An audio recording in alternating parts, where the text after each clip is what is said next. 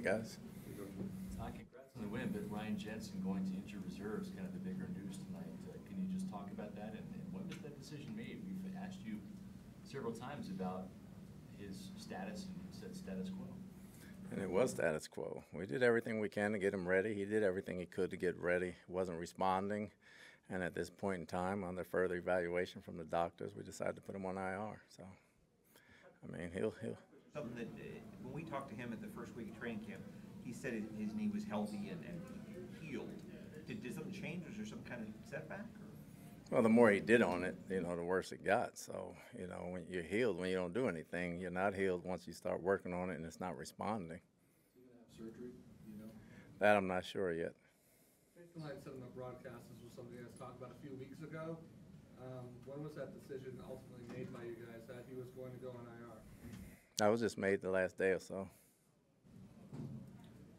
Todd, how did you feel about Baker's performance tonight in the first offensive line? I thought he was efficient. I thought they ran plays well together. The symmetry and the chemistry was there, breaking in and out of the huddle, which is what we wanted to see. He was efficient in the passing game. He went down and got a score.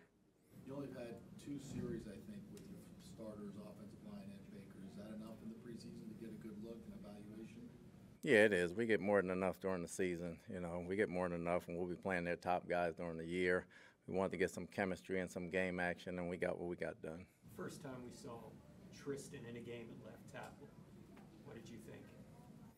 I mean, he was fine. Obviously, he'll be facing some stiff competition, but he was fine over there. Everything was comfortable to him.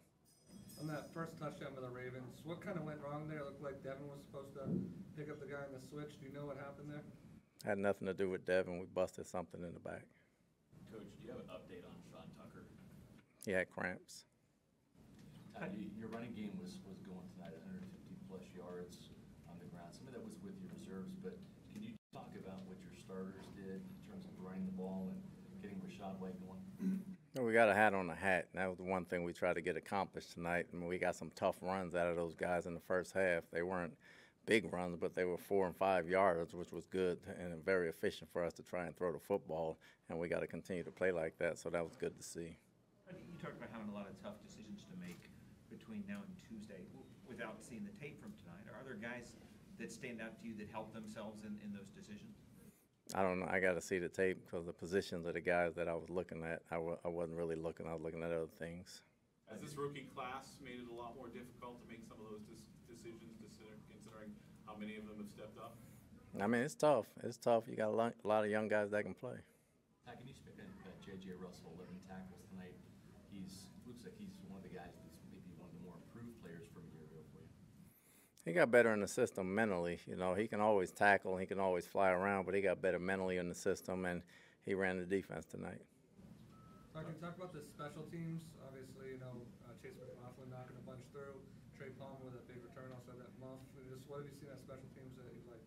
Chase has been steady. He's been practicing like that, and Trey is becoming more and more reliable back there as a secondary punt returner. We really like what we see in him, and every time he gets a chance, he has an opportunity. So I thought they tackled well for the most part, and I look at the tape for the rest. Baker only really missed one throw in his preseason that he played, but you've seen him in practice too. Is this kind of what you envisioned, this kind of marriage between him and Canales, that this would be this way, that it would be that efficient, be a good fit for both of them? I thought it was a great fit. I thought the offense fit him very well. I mean, it fits Kyle too, but Baker, this offense, as everybody's grasping the concepts, is starting to come together. So hopefully that continues week 1. Anything else? Thanks.